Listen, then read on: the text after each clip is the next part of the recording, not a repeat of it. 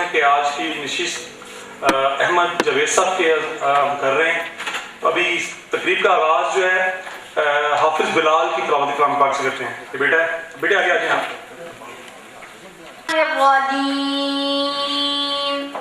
بسم الله الرحمن الرحيم ومن يقنت منكن لله ورسوله وتعمل صالحا نؤتها أجرها مرتين وأعتدنا لها رزقا كريما. يا نساء النبي لستن كأحد من النساء إن اتقيتن فلا تخضعن بالقول فيطمع الذي في قلبه مرض وقلن قولا معروفا. صدق اللہ العظیم. میں برادر میاں ناصر سے درخواست کروں گا کہ وہ کلام اقبال سے نعت رسول مقبول پیش کریں. اوہ بھی تو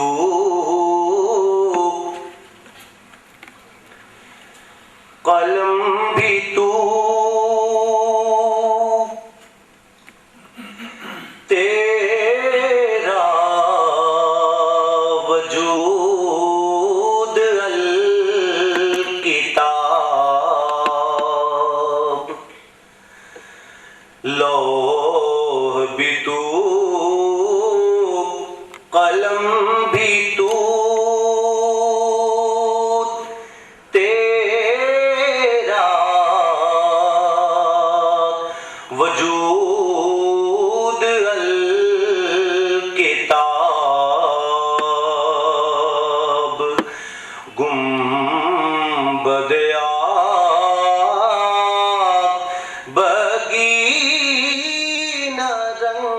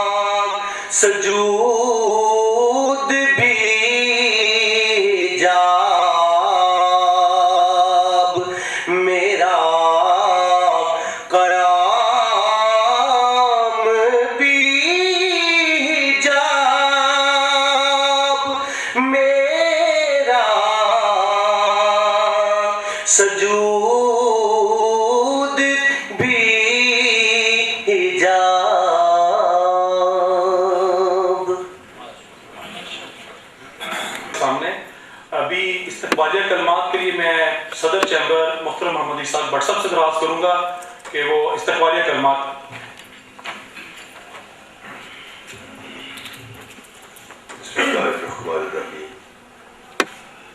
جناب احمد جاوید ڈائریکٹر اقبال اکیڈمی لاہور، قابل قدر مہمان گرامی، السلام علیکم.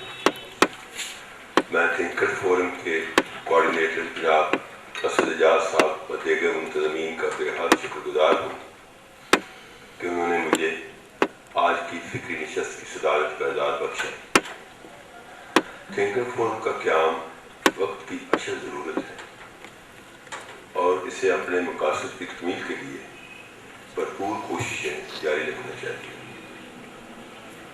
آج کی اس تقریب کا اہتمام ایک اور اقبال ڈے کے حوالے سے کیا گیا ہے جس کا عنوان ہے اقبال کا پیغام عصر حاضر کے نام.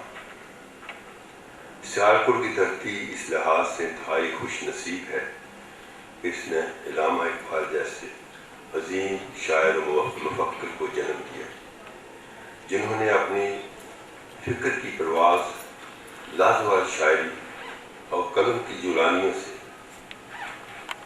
کی بدولت مسلمانان ہند کے دلوں میں جذبہ آزادی بیدار کیا، انہیں خواب غفلت سے جگایا اور اپنا پیغام اس مؤثر انداز سے ان تک پہنچایا کہ نہ صرف پاک و ہند کے مسلمان ہی نہیں بلکہ پورا عالم اسلام ان کے نغمات لاہوتی کی صدائے بازگشت سے گونج اٹھا.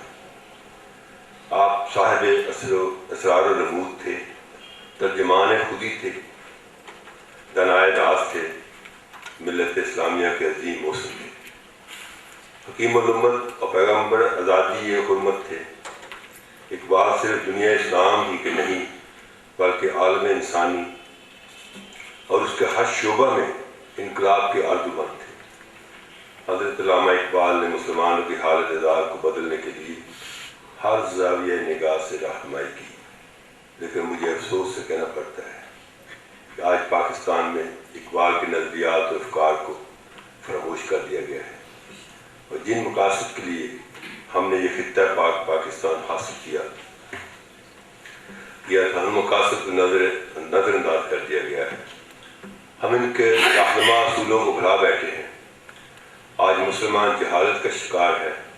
بقول علامہ اقبال محنت کے بغیر ترقی کا تصور ناممکن ہے اور ترقی کے لیے قوموں کا تعلیم یافتہ ہونا لازم ہے. علامہ اقبال نے نئی جنریشن کو یہ پیغام دیا تھا کہ وہ تعلیم حاصل کرے اور جدید علوم پر عبور حاصل کرے، ورنہ وہ اہل یورپ جنہوں نے ٹیکنالوجی کی بدولت اس وقت پوری دنیا پر غلبہ کر رکھا ہے کے سامنے ہمیشہ سرنگو رہیں گے. علامہ اقبال نے اپنی مشہور تصنیف ضرب کلیم میں نسل آدم کے لیے گوار اولین آغوش مادر کو قرار دیا. انسانی فطرت کے مطابق یہ ماں کی گود ہی ہے جہاں سے انسان گویائی سیکھتا ہے. لہذا ماں کو بھی اپنا فریضہ ادا کرنا ہے کہ وہ نئی نسل کی ابتدائی تعلیم و تربیت جو گھر سے شروع ہوتی ہے پر بھرپور توجہ دیں. عصر حاضر کے تقاضے کے مطابق علامہ اقبال کی نظم میں معیار تعلیم وہی ہونا چاہیے جس کی وضاحت خالق کائنات نے تخلیق آدم کے مقصد کا ذکر کرتے ہوئے کی ہے. سورہ بقرہ میں انی جاعل فی الارض خلیفہ کے مطابق عصر حاضر کا تقاضا ہے کہ ہم خلیفۃ الارض ہونے کا حق ادا کریں. علامہ اقبال نے بانگ درا میں اس حقیقت کی وضاحت یوں فرمائی ہے: سبق پر پھر طاقت کا، عدالت کا، شجاعت کا لیا جائے گا تو اس سے کام دنیا کی امامت کا. یہ جب ہی ممکن ہو سکتا ہے جب ہم عصر حاضر کے سائنسی میدان میں ستاروں پر کمند ڈال کر خلائی میدان میں تسخیر کائنات کریں. ہمیں چاہیے کہ ہم جدید سائنسی علوم جن سے طب، زراعت، تجارت و صنعت اور معیشت کو بام عروج حاصل ہوا ہو پر خصوصی توجہ مرکوز کریں. آج ضرورت اس امر کی ہے کہ اسکولوں اور کالجوں میں علامہ اقبال کی شاعری پڑھانے اور سمجھنے کا مناسب بندوبست کیا جائے. علامہ اقبال نے قرآن پاک کو اپنی شاعری کا منبع بنایا ہے اور قرآن حکیم کے احکامات کو شعری کالم میں ڈھال کر عصر حاضر کے حوالہ سے مسلمانوں کو آگے بڑھنے کی تلقین کی ہے۔ اس لیے ان کی شاعری آج آفاقی حیثیت اختیار کر چکی ہے اور قیامت تک امت مسلمہ کے لیے مینارہ نور کی حیثیت رکھتی ہے۔ افسوس کہ آج اسکولوں میں ان کی شاعری مطلوب ہو چکی ہے۔ ضرورت اس امر کی ہے کہ بچوں کو کلام اقبال کو سمجھ کر پڑھنے کی ترغیب دی جائے تاکہ اسکولوں کے بچے علامہ کے شاہی بچے بن کر قرآن پڑھنے لگ جائیں۔ میں آخر میں یہ کہنا چاہوں گا کہ زندہ قومیں اپنے آباء و اجداد، اپنے اسلاف کے کارناموں اور ان کے اقوال کو ہمیشہ زندہ رکھتی ہیں۔ میں خدا بزرگوں پر طرف سے دعا گو ہوں کہ مسلمان اپنی کمزوریوں پر قابو پا کر ترقی یافتہ قوموں کی صف میں شامل ہو جائیں۔ ایک ہوں مسلم حرم کی پاسبانی کے لیے نیل کے ساحل سے لے کر تاب خاک کاشگر۔ اللہ تعالیٰ پاکستان کو ہمیشہ قائم و دائم رکھے، آمین۔ جی محترم اسحاق بٹ صاحب آپ کے سامنے استقبالیہ کلمات پیش کر رہے تھے۔ استقبالیہ کلمات کے بعد اگرچہ یہ تقریب محترم احمد جاوید صاحب ہمارے مہمان ہیں لاہور سے، لیکن مقامی طور پہ ہمارا تک کے جو محترم پرویز صاحب ہیں وہ بھی اس حوالے سے بڑی لگن اور ان کی بڑی وابستگی ہے اقبال سے۔ آپ کے سامنے جو مختصر اپنی گفتگو رکھیں گے محترم پرویز احمد خان صاحب، نائب صدر سیاپور چیمبر آف کامرس۔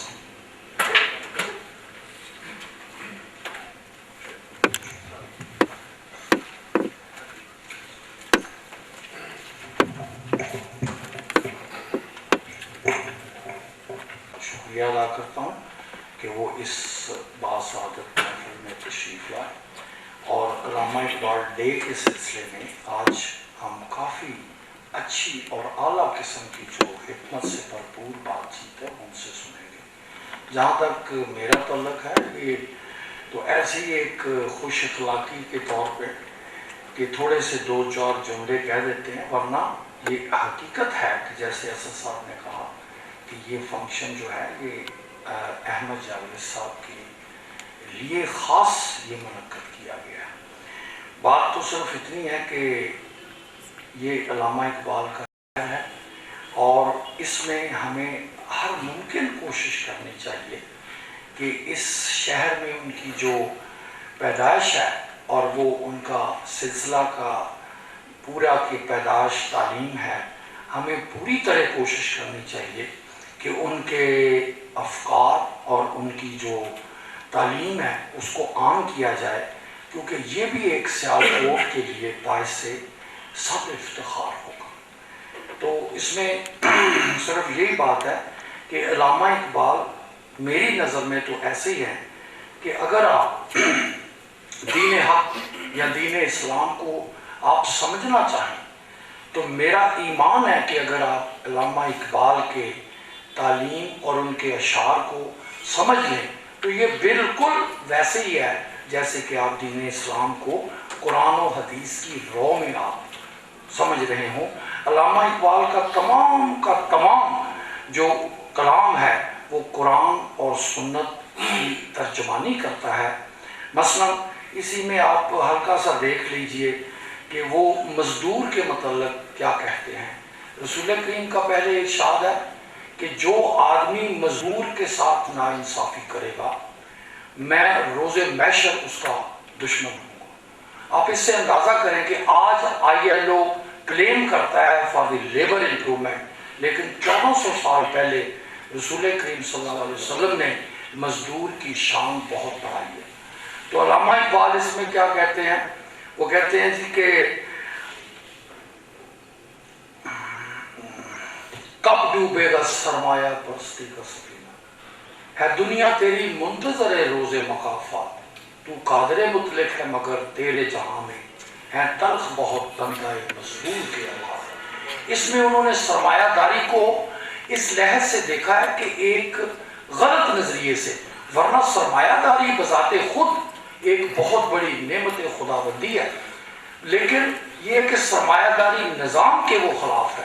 وہ کہتے ہیں کہ یہ جو مزدور ہے، رسول کریم کا ارشاد ہے صلی اللہ علیہ وسلم کہ جو بہترین روزی ہے وہ ہاتھ سے کمائی ہوئی ہے، لہٰذا مزدور کے متعلق ان کا خیال یہ ہے۔ اب وہ دوسرا شعر ہے کہ جس کھیت سے مجسر نہ ہو دہقان کو روزی، اس کھیت کے ہر گوشہ گندم کو جلا دو۔ آپ اندازہ کریں کہ ہمارے مزدور اور کسان، یہ چونکہ رسول کریم کا ایک ویژن ہے جس کی ریپرزنٹیشن علامہ اقبال اپنے کلام میں کرتے ہیں۔ جب آپ دیکھیں گے آپ کو پتہ چلے گا کہ قرآن و حدیث کی جو نہایت عمدہ تشریح وہ حضرت علامہ اقبال کے کلام میں آپ کو ملے گی۔ وہ یہ کرتے کرتے بات آپ اندازہ کریں، وہ بیرسٹر بھی ہیں، پی ایچ ڈی بھی ہیں، کمپیریٹیو اسٹڈی کے مالک ہیں، وہ ایک عام قسم کے عالم دین ہرگز نہیں ہیں۔ آپ دیکھ لیں کہ انہوں نے بیرسٹری اور پی ایچ ڈی کی، کمپیریٹیو اسٹڈی کی، پھر دنیا کے بڑے بڑے فلاسفرز کو انہوں نے ڈسکس کیا، کارل مارکس کو انہوں نے ڈسکس کیا۔ یہ کارل مارکس وہ بندہ ہے جس نے کمیونزم اور سوشلزم کا جو بنیاد رکھی ہے، اس کو کہا ہے کہ تم موسیٰ ہو لیکن بغیر کلیمی کے، تم عیسیٰ ہو لیکن بغیر صلیب کے۔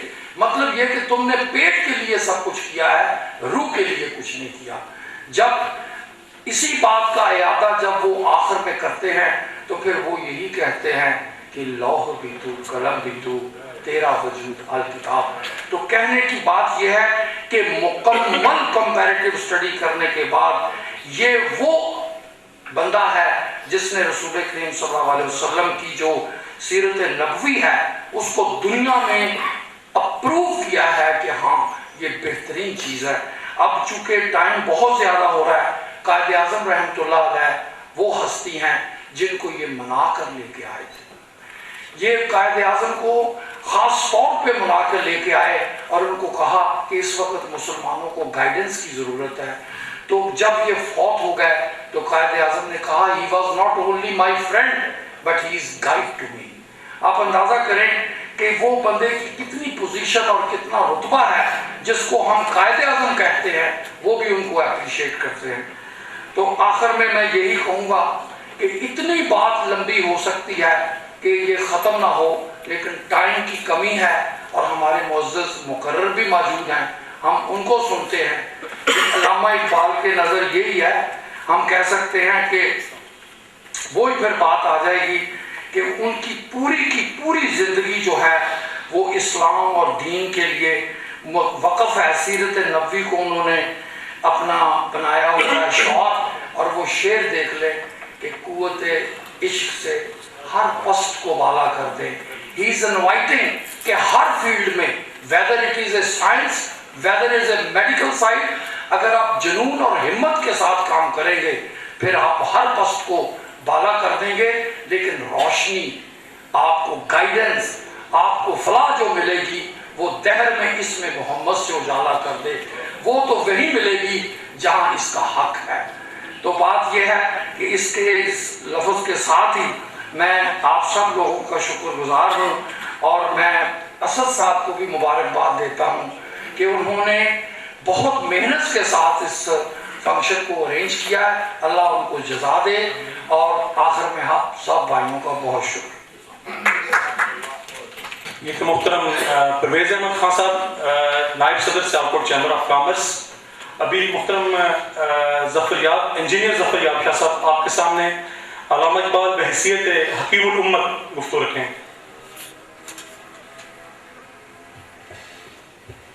بسم اللہ نحمدہ و نصلی علی رسول کریم، اما بعد، بسم اللہ الرحمن الرحیم۔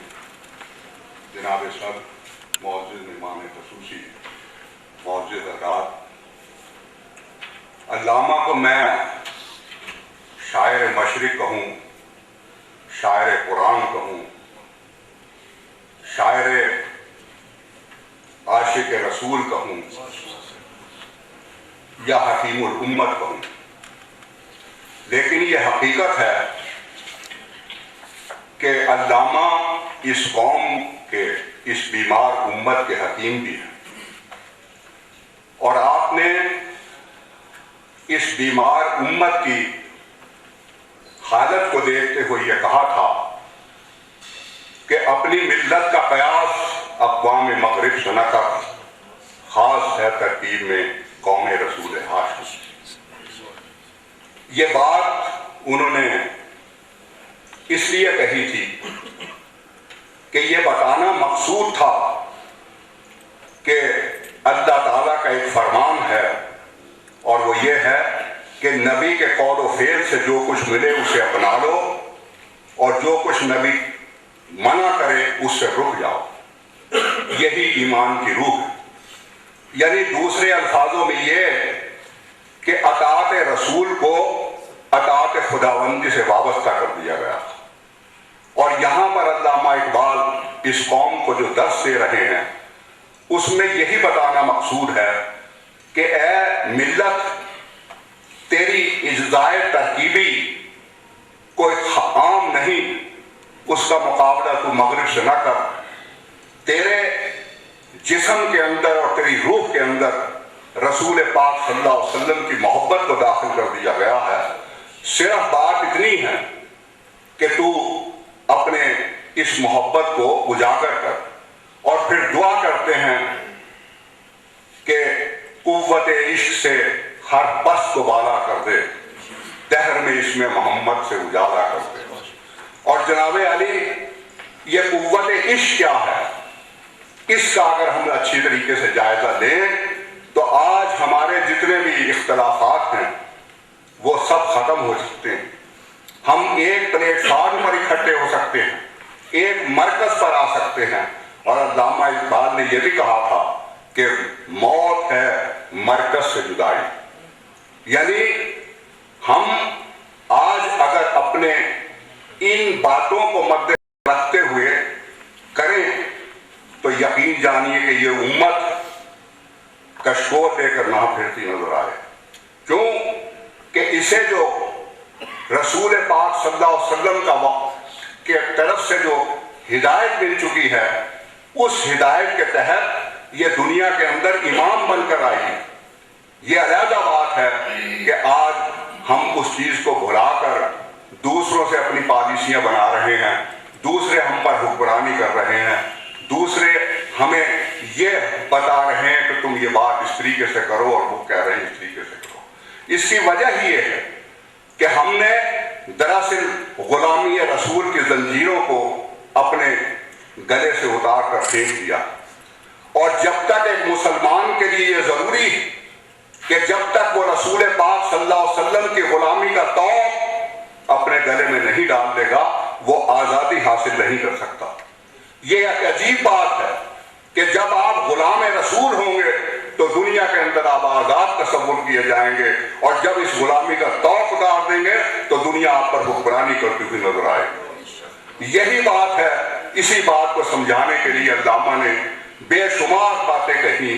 اور آج ہم یہ دیکھتے ہیں کہ اس قوم کو یہ معلوم ہی نہیں کہ اس کی حیثیت کیا، اس کی حیثیت، اس کی جو زندگی ہے وہ کس طریقے سے ہونی چاہیے تھی، یہ سب کچھ بھلا گیا.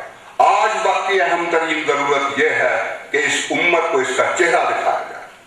اور علامہ اقبال کا کلام یہ کام بڑے بخوبی انجام دے سکتا ہے. اس کی مثال آپ اس طریقے سے سمجھ لیں کہ ایک شیر کا بچہ اپنی ماں سے گم ہو کر بکریوں میں آ گیا. وہ بکری کا دودھ پیتا، انہی کے ساتھ کھیلتا، اسی طریقے سے ہنہناتا اور وہ تمام حرکتیں کرا جو بکری کے بچے کیا کرتے تھے. ایک دفعہ شیرنی وہاں پر آئی اور شیرنی نے جب اپنے بچے کو دیکھا تو اس نے بتایا کہ تو میرا بچہ ہے. وہ اس بات کو ماننے کے لیے تیار نہ تھا. وہ ہنہناتا اور چونکلیاں بھرتے ہوئے ادھر ادھر ہو جاتا. آخر ماں اسے نہر پر لے گئی اور اس نے کہا کہ دیکھو اس نہر کے اندر تمہاری شکل اور میری شکل ایک ہے یا نہیں. جب اسے یہ معلوم ہوا اور اس نے اپنی شکل کو پہچانا تو ہنہنانے کی بجائے اس نے چنگاڑنا شروع کر دیا. اس کی جبلت واپس آ گئی. آج ہمیں علامہ اقبال کی شاعری، علامہ اقبال کا کلام پھر سے ہماری جبلت کو واپس لا سکتا ہے. شرط یہ ہے کہ ہم اس پیغام کو عام کریں. پاکستان بننے کے بعد چاہیے تو یہ تھا کہ ایک تحریک کے ذریعے علامہ اقبال کے کلام کو پھیلا دیا جاتا اور یہ بتایا جاتا کہ بے خبر تو جوہر آئینہ یا पैगाम है, तो नई नस्ल एक तरबियत हासिल करते हुए एक बेहतरीन माशरा आलम वजूद में आ सकता। लेकिन अफसोस से ये कहना पड़ता है कि अल्लामा इकबाल बेशक इस दुनिया से चले गए, लेकिन अल्लामा का कलाम एक जिंदा जावेद है। और अल्लामा इकबाल ने जो कहा था कि हजारों साल नरगिस अपनी बेनूरी पे रोजरी है, बड़ी मुश्किल से होता है चमन में दीदा वर पैदा। अल्लामा इकबाल भी वही तस्वीर बनकर अल्लाह ताला ने उन्हें दुनिया के अंदर वो मुकाम हासिल कर दिया। और मैं ये समझता हूँ कि आज इस बीमार उम्मत को अगर हमें अल्लामा इकबाल के नुस्खे पिला दिए जाएं और एक तहरीक के जरिए, एक बाकायदा प्लानिंग के जरिए हम इस अमल को लेकर चले, तो मैं ये समझता हूँ कि ये उम्मत फिर से अपना मुकाम कायम कर सकती है। और इसी दुआ के साथ मैं अपने इस बयान को ख़त्म करता हूँ। ये तो मोहतरम इंजीनियर ज़फ़र याबशाह साहब आपके सामने अल्लामा इकबाल में सीयत हकीमुल उम्मत की गुफ्तगू रख रहे थे। अभी मोहतरम अहमद जवेद साहब की गुफ्तगू से पहले मैं आपको चंद मिनट लूँगा आपसे थिंकर फोरम के तारुफ के हवाले से। आज थिंकर फोरम पाकिस्तान के ज़ेर इत्माम इकबाल का पैगाम असर हाज़िर के नाम से इस फिक्री नशिस्त का इनेकाद किया गया है। मैं इस सिलसिले में सियालकोट की खुशकिस्मती से तबरीक करूँगा कि आज हमारे दरमियान अजीम स्कॉलर, बुलंद पाया फिलासफर, फिक्र इकबाल के नुमाया शारे, इल्मी और फिक्री मबाहिस में सामने को मौजू की गहराई से आशना करने वाली शख्सियत जनाब अहमद जावेद साहब तशरीफ फरमा हैं। अहमद जावेद साहब बहरे इल्म के ऐसे शनावर हैं कि गहराइयों में से अनमोल और बेमिस मोती तलाश करके लाते हैं और इसको ऐसे फलसफियाना अंदाज में बयान करते हैं कि अहले इल्म हिर्स उठाते हैं और महज पढ़े लिखे मबहूत रह जाते हैं। और दूसरी तरफ हमजा नामा में इस तरह गुफ्तगू फरमाते हैं कि आम सतह का तिफले मकतब भी मौजू की हकीकत तक पहुंच जाता है। और आज भी यकीन वो औसत सतह को मलहूज रखते हुए अपने मौजू यानी इकबाल का पैगाम असर हाज़िर के नाम के साथ पूरा इंसाफ फरमाएंगे। मैं तेरा नाम न लूं फिर भी लोग पहचाने कि आप अपना तारुफ हुआ बहार की है, हवा बहार की है। ज़िलकार सामईन, थिंकर्स फोरम पाकिस्तान जैसे कि इसके नाम से जाहिर है कि इसके मतल्लकीन मुआशरती, सियासी, समाजी, इल्मी और अदबी दीनी हवाले से जो कुछ खुद महसूस करते हैं औरों को भी इसमें शरीक करते हैं। शेर की ज़बान में अगर मैं इसका तारुफ कराऊं तो कहूँगा, खुद सरापा नूर बन जाने से कब चलता है काम, हमको इस ज़ुल्मत कदे में नूर फैलाना भी है। हमको बख्शी हैं इस जहां में दोहरी दोहरी खिदमतें, खुद तड़पना भी है औरों को तड़पाना भी है। इस सिलसिला में थिंकर फोरम इससे कबल भी काबिल कदर सेमिनार और नशिस्तों का एहतमाम कर चुका है। अल्लामा इकबाल रहमतुल्लाह के हवाले से आज की नशिस्त इस सिलसिले की कड़ी है। अल्लामा इकबाल से अहले पाकिस्तान का ताल्लुक 3 जहतें रखता है। इसकी पहली जहत तसव्वुर पाकिस्तान का हलक होना चाहिए और इससे भी बढ़कर तसव्वुर पाकिस्तान को इल्मी ताबीर देने वाले कायद-ए-आज़म मोहम्मद अली अमली ताबीर देने वाले कायद-ए-आज़म मोहम्मद अली जनाब रहमतुल्लाह अलैह की दरियाफ्त है। अल्लामा इकबाल के हम पर ये इतने एहसानात हैं कि अफकार इकबाल की अशात गोया हर पाकिस्तानी की जिम्मेदारी है। दूसरी जहत यह है कि इकबाल उम्मत मुस्लिमा की अज़मत रफ्ता का सबसे बड़ा मरसिया ख्वां और हदी ख्वां है। उस सदमत और इस अज़मत पारीना को इस दौर में भी देखने की शदीद तड़प रखता है।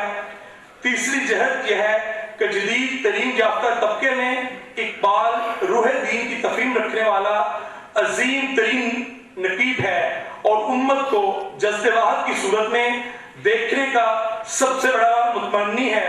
गोया वो तजदीद एहयाए दीन का सबसे बड़ा अलमबरदार है। खुद भी कुरान का तालिब इल्म है اور امت مسلمہ کو بھی اسی سرچشمہ فیض سے مستفیض اور مستفید ہوتا ہوا دیکھنے کی شدید خواہش رکھتا ہے۔ یہ تینوں جہتیں اقبال کا رشتہ ہر خاص و عام سے جوڑتا ہے اور بالخصوص اہل پاکستان کو اسی رشتہ کے اظہار کے لیے اس نشست کا اہتمام کیا جا رہا ہے۔ ابھی میں محترم احمد جاوید صاحب سے درخواست کروں گا کہ وہ اپنی گفتگو کا اظہار کریں۔ کلام شیخ یونس صاحب کی کہنا ہے کہ میاں صاحب دوبارہ کلام اقبال ایک دفعہ پیش کریں ہمارے سب کی گفتگو کے سامنے۔ میاں صاحب پلیز۔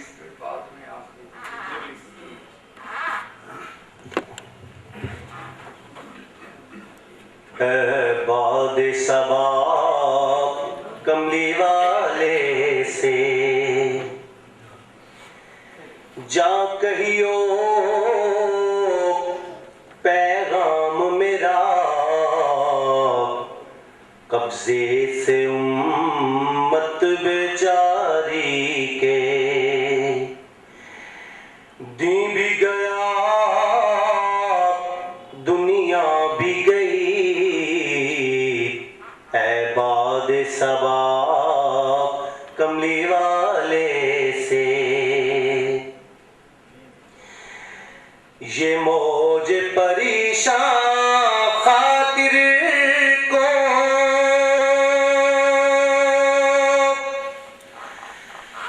پیغام لبے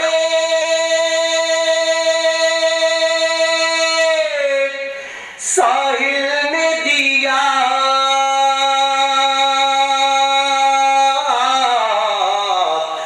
یہ موج پریشان خاطر کو پیغام لبے ساحل نے دیا پیغام لبے ساحل نے دیا ہے دور وصال بحر ابھی تو دریا میں گھبرا بھی گئی ہے دور وصال بحر ابھی عزت ہے محبت کی قائم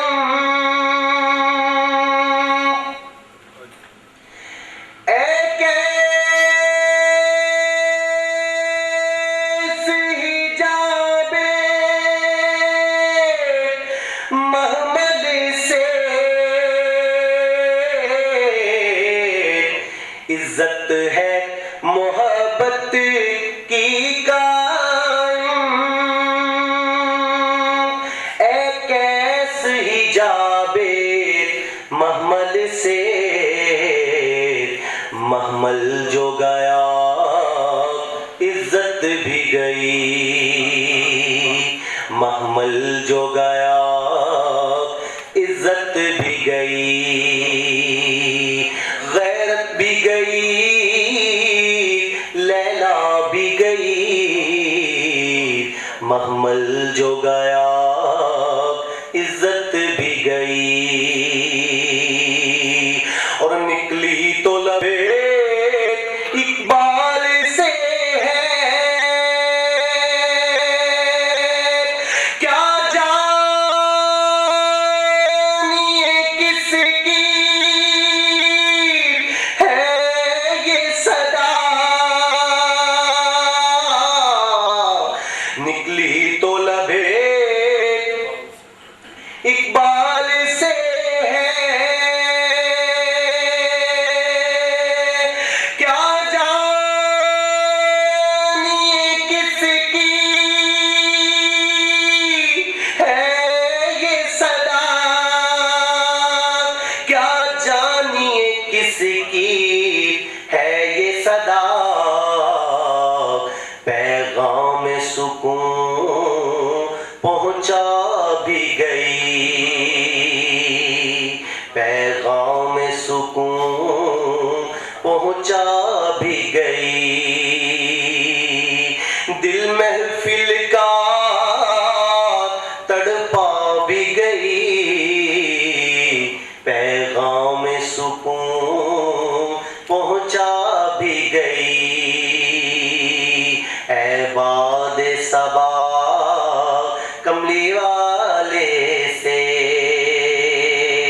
جا کہیو پیغام میرا قبضے سے امت بیچاری کے دین بھی گیا دنیا بھی گئی اے باد صبا اے باد صبا. برادر میاں ناصر آپ کے سامنے کلام اقبال پیش کر رہے تھے. ابھی ہمارے پھر مہمان مرکزی مہمان احمد جاوید صاحب کو میں دعوت خطاب دینے سے پہلے ایک چیز کی کیسے کنفرم کرنا چاہتا ہوں کہ نماز ساتھ نہیں آپ اگر جی روم ختم کر کے دوست میں رکھ رہے ٹھیک ہے. پھر احمد جاوید صاحب کو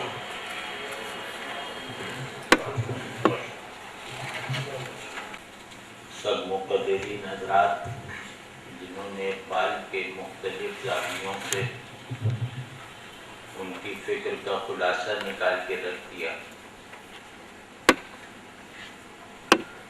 اور حاضرین کرام السلام علیکم.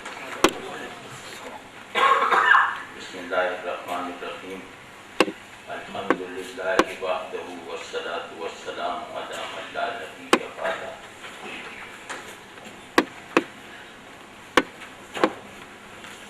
علامہ جو جس قوم میں پیدا ہوتے ہیں اس کے لیے سب سے بڑا سبب بقا بن جاتے ہیں. یہ ہمارا اعزاز ہے اور یہی چیز کم از کم میری نظر میں امت مسلمہ خصوصاً پاکستان والوں کے لیے آخری امید کا درجہ رکھتی ہے کہ اقبال ان کے درمیان سے اٹھا تھا اور انہیں مخاطب بنا کر ایک ایسا راستہ دکھا کر چلا گیا جس کا ہر قدم منزل ہے. اس راستے پر آپ ایک قدم بھی چلیں گے تو وہ بھی منزل ہے. تو علامہ نے ہمیں گویا جو راستہ اپنی فکر اور اپنے شعر سے دکھایا ہے وہ قدموں کا تسلسل نہیں ہے, وہ منزلوں کا تسلسل ہے. اس نظر سے اقبال کو دیکھنا چاہیے اور کیونکہ ان کے مخاطبین کی اکثریت ان کی زندگی میں بھی اور آج تو کہیں زیادہ بڑھ کر ان کے پیغام کے مبادیات کو سمجھنے کی لیاقت نہیں رکھتی.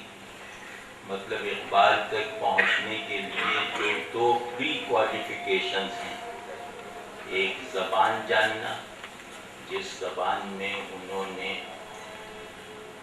زبان کی بہترین روایات کے ساتھ کلام کیا ہے, ان روایتوں کو جاننا. دوسرے یہ کہ عقل کی بہترین فنکشنالٹیز کو سمجھنا کہ انسانی شعور اپنی بہترین حالتوں میں کس طرح کے مسائل کو چھیڑتا ہے. نمبر 3 یہ کہ ایسا جذبہ وجود جو شعور اور ارادے کی بہترین طاقتوں پر حکومت کرے. ان تینوں پہلوؤں سے ظاہر ہے کہ ان کے آڈینس ان کے وقت کے بھی اور ان کے بعد آنے والے بھی ان تین پہلوؤں سے اکثریت کے لحاظ سے کوالیفائی نہیں کرتے اقبال کو سمجھنا یا اقبال کے کارخانے تاثیرات کی لپک کو محسوس کرنے کی صلاحیت رکھنا. تو یہ لیکن اس کے باوجود بھی آپ جانتے ہیں کہ جو سب سے حقیقی کل ہوتا ہے, کل تو سب ابھی مجھ پہ قید لگائیے کہ اوسط درجے کی گفتگو کرو. اب اوسط کا پتہ نہیں ان کا کیا معیار ہے, لیکن 12 جو ایک بہترین کل اسے کہتے ہیں جس میں جس کو دیکھ کر तमाम चीज़ें डिफाइन हो जाएं, यानी चीज़ों का अलग अलग से इल्म दरकार ना हो, आप उस कुल को जान लें तो गोया आप तमाम चीज़ों की एक सोल डेफिनेशन तक पहुंच गए। तो बेहतरीन कुल वो होता है जिसके कुछ अज्जा भी अगर आपकी गिरफ्त में आ जाएं तो उस कुल से ताल्लुक़ का दरवाज़ा खुल जाता है, उस कुल से एक प्रोडक्टिव ताल्लुक़ आप पैदा कर लें। जैसे एक आदमी पानी पिलाना चाहता है दरिया उठाकर, तो जिसकी प्यास एक नहर की है वो भी उससे सैराब हो जाएगा, जिसकी प्यास एक प्याले की है वो भी अपनी प्यास बुझा लेगा, लेकिन प्यास सच्ची होनी चाहिए। ये ना हो कि आप दरिया बांटने वाले से प्याला भी मांगे, प्याला आपको रखना चाहिए, आपके पास होना चाहिए। हमारे लिए सबसे ज़रूरी इब्तदाई बात ये है कि वो प्याला हमसे खो गया है उसे दोबारा हासिल करें, वरना सब बातें ही बातें हैं, वरना सब रस्में ही रस्में। हम वो प्याला लूज कर चुके हैं दानिस्ता इरादी तौर पे, जो प्याला हमें इस दरिया से सैराब करने का वसीला और वास्ता है। तो पहले वो प्याला हासिल करें, यानी पहले इकबाल के वर्ल्ड व्यू के साथ एक मुनासिबत पैदा करें, चाहे वो मुनासिबत अदना दर्जे ही की क्यों ना हो, कम अज़ कम वो ज़ौक़ पैदा करें जो इकबाल से मुतासिर होने के लिए दरकार है, और जिसमें कम अज़ कम इतनी क़ुव्वत अब भी मौजूद हो कि हमें अपनी अपनी मौजूदा जगहों को अगर छोड़ना भी पड़े तो हम छोड़ने पर तैयार हों। वो आदमी कभी कुछ हासिल नहीं कर सकता जो छोड़ने पर आमादा ना हो। वो इंसान होने का मुस्तहिक नहीं है जो अपने मकसूद के लिए जो कुछ रखता है वो तज देने पर तैयार ना हो। तो इकबाल के दरवाजे पर वो हाथ दस्तक भी नहीं दे सकता जो दस्ते दुआ ना हो, दस्ते ईसार ना हो। तो पहले वो हाथ पैदा करें जो उस दरवाजे पर जिसके पीछे हमारी तमाम ज़रूरियात की तकमील का यकीनी सामान मौजूद है, उस दरवाजे पर दस्तक देने का इस्तेहकाक पैदा करें। मुझे अफसोस है कि हम मिन हैसुल कौम उस इस्तेहकाक को भी गंवा चुके हैं। हमारे हाथ हमारे इज्तिमाई वजूद में उगे हुए हजारों हाथ, इनमें एक हाथ भी इकबाल के दरवाजे पर दस्तक देने की काबिलियत रखने वाला हाथ नहीं है। हमारी जिंदगियां हमारी ज़ात के मफाद से शुरू होती हैं, हमारी ज़ात के मफाद पर ख़त्म हो जाती हैं। हमारे तमाम दुख खुद गरज नफ्सियात के दुख हैं, हमारी तमाम खुशियाँ खुद गरज आदमियों जैसी खुशियाँ हैं। तो सबसे पहले मतलब मैं अभी इस तरफ आऊँगा कि इकबाल से हम क्या फ़ायदा उठा सकते हैं, और इकबाल में जो एक बेमिसल कंटेम्प्रेरीनेस है, जो एक बेमिसाल रेलिवेंस है, उससे हम किस तरह ठोस अंदाज में मुस्तफ़ीद हो सकते हैं, उस तरफ आएंगे। लेकिन भाई आंखें खोलोगे तो मंजर नज़र आएगा ना। मंजर का मौजूद होना तुम्हारे आंखें खुलवाने का जिम्मेदार नहीं है। हर मकसद में, हर बड़े आदमी में एक इस्तिग़ना भी होता है। जो जितना फयाज होगा اتنا مستغنی بھی ہوتا ہے. وہ کہتا ہے لینا ہے لو ورنہ دفع ہو. آپ سمجھ گئے نا؟ تو جو تمہیں زندہ رہنے کی بہترین بنیادیں فراہم کر رہا ہے وہ تمہارے ساتھ سیلز مین شپ نہیں کرے گا. آپ سمجھ گئے نا؟ وہ تمہارے ساتھ سیلز مین شپ نہیں کرے گا جب تک تم اس سے استفادہ کرنے والی محتاجی میں سچے نہیں ہوگے. اس سے استفادہ کرنے کی کوئی بھی صورت اسے نصاب میں ڈال کے، اسے اسمبلیوں میں سنوا کے، اسے بچوں کو رٹوا کے پوری نہیں ہوگی. ٹھیک ہے جی؟ تو کیونکہ مجھے اور اس کا اقبال کو احساس تھا، جیسے بار بار اردو میں، فارسی میں بارہا کہ اندھیری شب ہے جدا اپنے قافلے سے ہے تو، تیرے لیے ہے میرا شعلہ نوا قندی، عطا ہوا خس و خاشا کے ایشیا مجھ کو، کہ میرے شعلے میں تھی سرکشی جو بے باقی. تو اس طرح انہوں نے بارہا اپنا یہ رول، جس پر وہ لگتا ہے کہ ایک ڈیوائن اسکیم کے تحت معمول تھے، اس رول کا انہیں پوری طرح احساس تھا. لیکن اس کے ساتھ ساتھ اپنی تنہائی کا عذاب بھی وہ ساری زندگی جھیلتے رہے. ان کے اندر اپنے تنہا ہو جانے کا احساس ان کے مضبوط ترین احساسات میں سے ہے.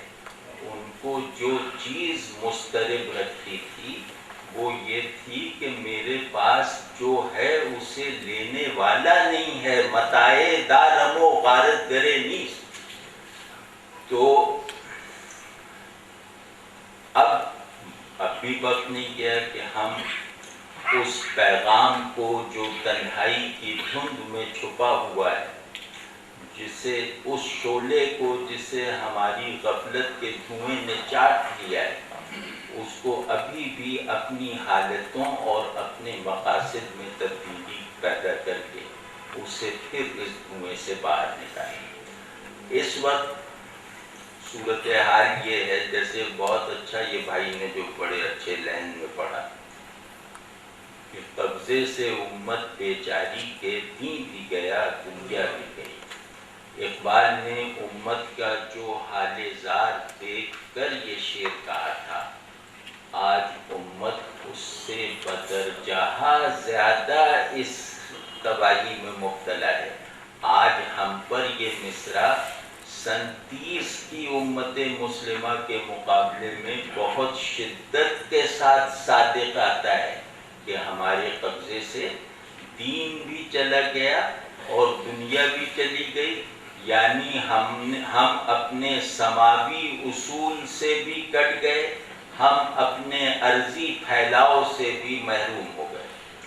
مسلمان اس لیے بھیجا گیا تھا کہ وہ خدا کی نشانی بن کر کائنات کو خدا کے امر کے تابع رکھے، اور اس کائنات کے مقدر میں جو خدائی فیضان ہے، اس خدائی فیضان کا واحد وسیلہ بنے. یہ کائنات اپنی نشو و نما کے تمام اسباب مسلمانوں سے حاصل کرے. یعنی اپنے مقتول ہونے اور تباہ ہونے کے اسباب مسلمانوں سے نہ حاصل کرے، اپنے زندہ رہنے اور اپنے موجود رہنے کے اسباب کا واحد چینل تمام اہل عالم کے لیے مسلمان بن جائیں. یہ آئیڈیل تھا جس کو ایکچوئلائز کرنے کے لیے قرآن اترا، جس کو عمل میں لانے کے لیے رسول اللہ صلی اللہ علیہ وسلم تشریف لائے. ہم نے خیر اپنے اس کاسمک اسکیل پر اپنی اس ذمہ داری کو اس حد تک فراموش کر رکھا ہے کہ اب اس کی یاد دہانی بھی ایک ناممکن آئیڈیالزم لگتا ہے. مطلب کہنے والے کو بھی یہی اب لگتا ہے کہ اگر ہم اپنے اللہ کی طرف سے مفوضہ کردار کو اپنے ذہن میں تازہ کریں تو یہ ایک خواب ہی کی طرح تازہ ہوگا. ہم یہاں تک پہنچ چکے ہیں. لیکن اس کے ساتھ ساتھ چلو تم دنیا کی امامت کو اٹیمپٹ کرنے والا ارادہ، صلاحیت اور اسباب نہیں رکھتے، وہ بھی پیدا ہو جائیں گے. تم پہلے اپنی بقا کے اسباب تو پیدا کرو. اس وقت فوری مسئلہ ہماری امامت کا نہیں ہے، اس وقت فوری مسئلہ ہماری بقا کا ہے. ہم اپنی سروائیول کی جنگ میں داخل ہو گئے ہیں، اور اس سروائیول کی جنگ میں ہمیں بچانے کے لیے سرے دست جو سامان موجود ہے ان میں کارگر ترین سامان کلام اقبال ہے. یہ کلام اقبال ہمارے سروائیول کا آج بھی ایک ایکٹیو ٹول ہے، اگر ہم اسے سیلف لیس ہو کر اور دنیا کے حالات کی خبر رکھتے ہوئے استعمال کر دکھائیں. تو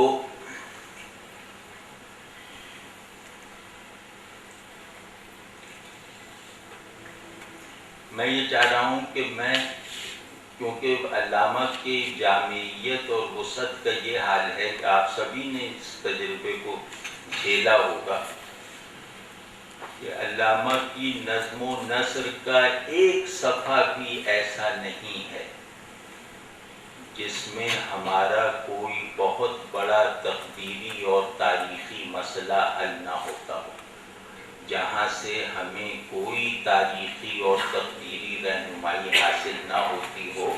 علامہ کے پورے کاموں میں سے ایک صفحہ بھی ایسا نہیں ہے جہاں ایسا کوئی نہ کوئی کلیو موجود نہ ہو.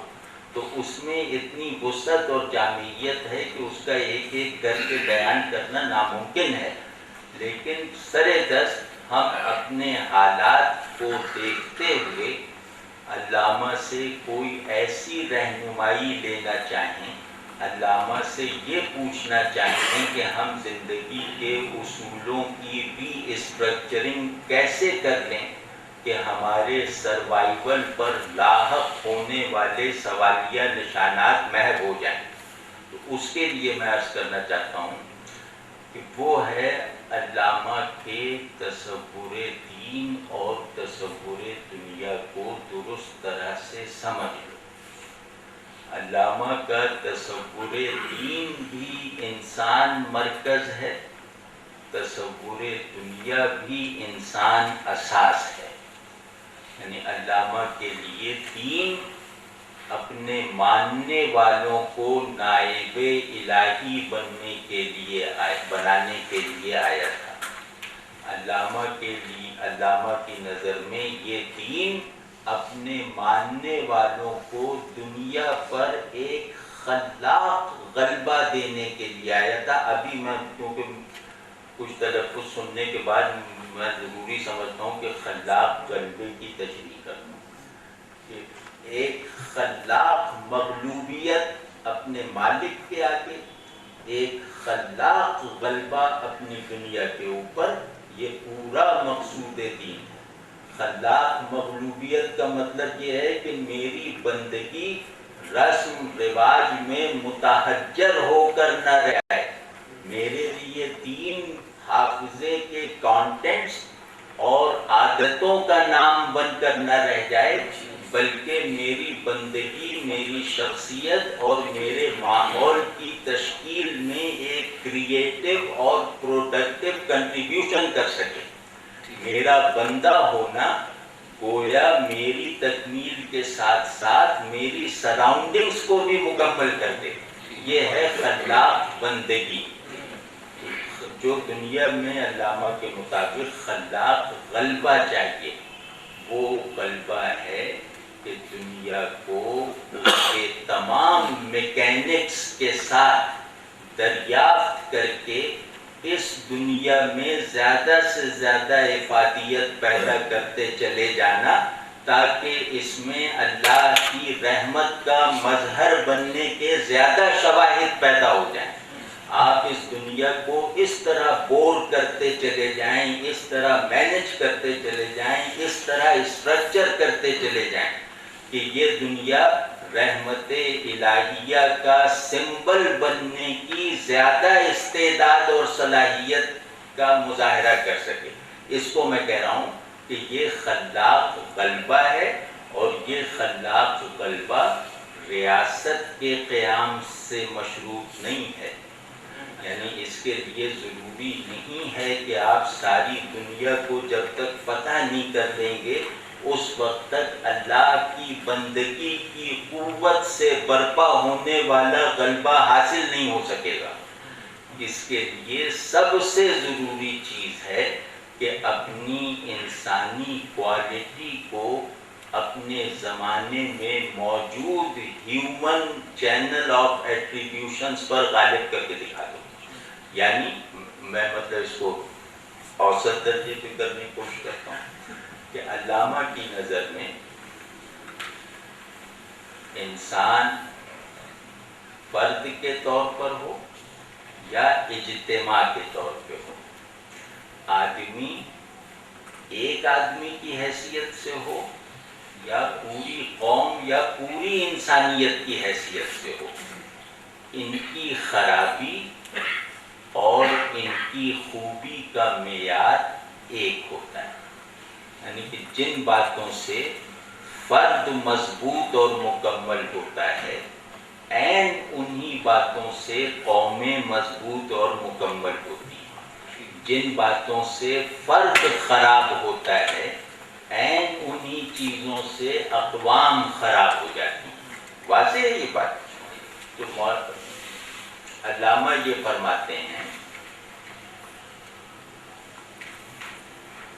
کہ یہ کائنات دو طرح کے نظاموں کے درمیان تصادم پر چل رہی ہے. میں یہ چاہ رہا ہوں کہ میں یہ بات کم از کم اس حد تک کہہ دوں کہ اس کا کچھ حصہ ہمارے ذہن کو ایک پسندیدہ متاع کے طور پہ حاصل ہو جائے، اور اس کا کچھ حصہ ہمارے احساسات اور جذبات میں بھی ایک نیا تموج اور طغیانی پیدا کر دے جو ارادے کے لیے ضروری ہے. انسانی ارادہ بغیر جذباتی اور حساس ہوئے بغیر حرکت نہیں کرتا. تو یہ خوبی میں اقبال کی بات میں عرض کروں گا اگر یاد رہا تو. علامہ یہ فرماتے ہیں کہ دو اصول ایک دوسرے سے ٹکراتے جا رہے ہیں. ان اصولوں کے اس ٹکراؤ سے اس کائنات